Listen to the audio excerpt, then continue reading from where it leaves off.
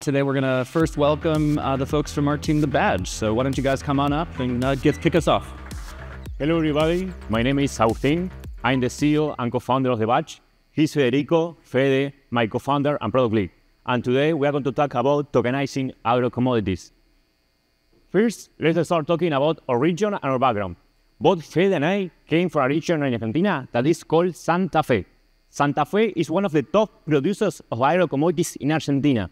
We produce around 80% of the total market production of commodities in Argentina, and we have around 20,000 farmers.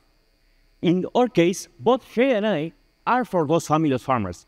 In the case of Fede, his grandfather is a landlord, and he rents farms for producers. Well, in my case, my dad is like cattle investor, and he also connects farmers with problems with solutions.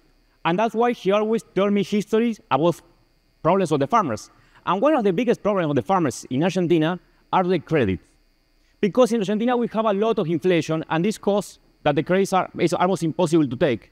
There are a lot of farmers that they had to sell their farms because they couldn't afford the new season.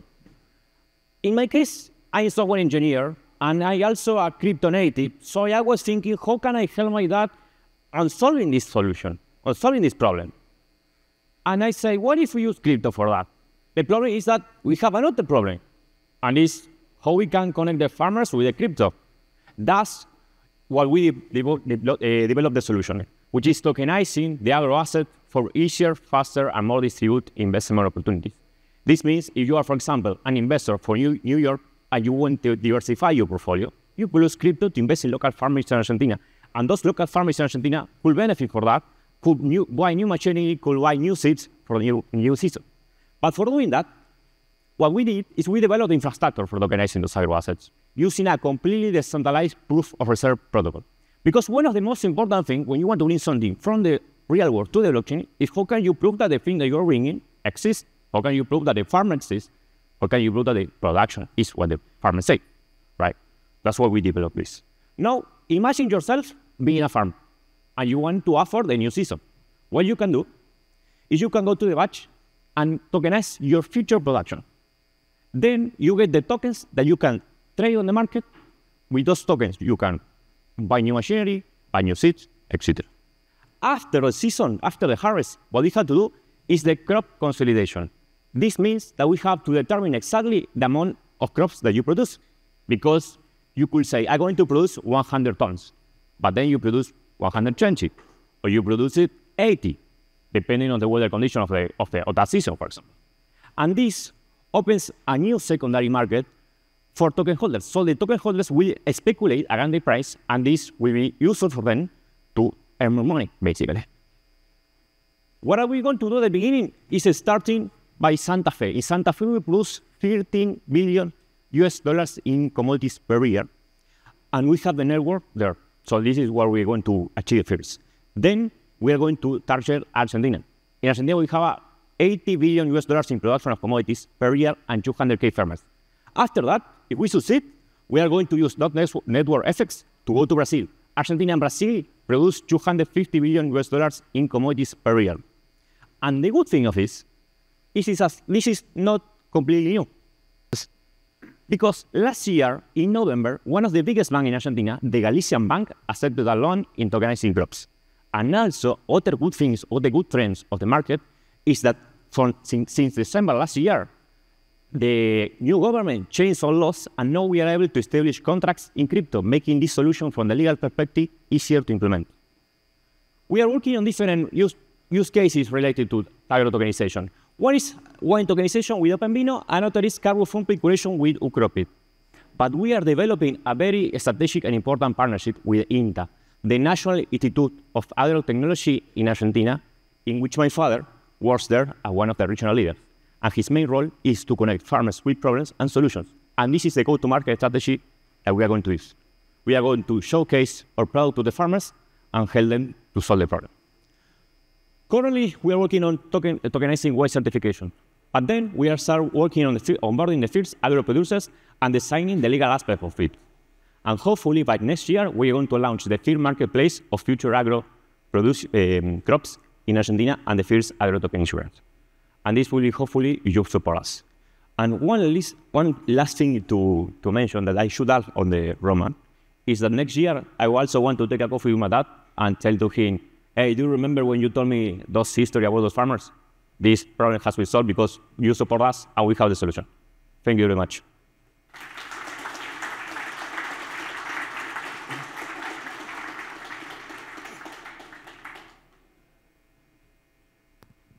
Thank you. I think a helpful place to perhaps start is just understanding the user flow of the farmer, him or herself. What is required for them to get onto this platform and tokenize one of their assets? That's a good question. Do you hear me? Yeah. Well, in first things that they need to do will be a legal agreement with us in Argentina. It's a little agreement, but not less. That will allow us to have a representation and to be aware that the production, and they have an agreement to give us that production at the end of the crop. Beyond that, they put also collateral to help us to pay to the investor in case that something goes wrong, they just disappear and we cannot go legally agreement. And after that, we just take an average production for the last 5 years, and then with some numbers of risk that you have because of the flood, the rains, and all of that, we came to a range of number that is the amount that you are going to tokenize for the next season. That is beyond your average production and your worst production in that 5 years with these indices. And with that, you can sell up to 20% and get the money for the next harvest. And just to double click, what sort of farms or assets are we thinking through? I saw, wine certificates, that's obviously popular in northern Argentina. Cattle, just curious, what are the other particular, grains or assets we're thinking about? Soybeans. Yeah, soybeans is, because in Argentina, the biggest production is soybeans. So we are going to focus on that at the beginning. And also, this company is called AgroToken. What they do is they tokenize existence of soybeans. And we are going to partner with them for the second part. When we do the consolidation, we are going to issue that token. That's why we are going to start with soybeans. Thanks so much for your presentation. Why should these farmers trust you? You brought up a slide showing some strategic partnerships, and that's great. And your father seems to be a good connection here, but would love to hear a little bit more, like, why should they trust you on this, in this new technology and new environment? That's a good question. It is something that we spoke a lot about with Fivew. And something that we want to do as a first thing is to start with our own business. Since my grandfather is a farmer and has lands, we plan to use those as an example for the neighborhoods and showing that they can use it, is safe, and they will have money to buy new things and they won't lose it. And from the other side, with the help of Fivew's father, that is in the INTA, we can spread that across all the state on Santa Fe. If I'm an investor that's investing to back these farmers, am I investing in a specific asset? Is it a pool that funds multiple farmers? How do I, as an investor, figure out what the actual best assets are? What does that look like for me? That's a good question too. If you can go some slides, we have an example of that. But to summarize it, at the beginning, you just buy X-grain tokens. That is the future production of a particular field that you buy, that is just one producer for now. You can see all the analytics that I was mentioned before and the discount rate that the farmer gives to you as a safeguard in case that the production goes down. That's something that we suggest on the platform, but not something that we enforce. So you can pick and choose between different farmers on Santa Fe and see which one has the better rate and better analytics to have a better harvest at the end.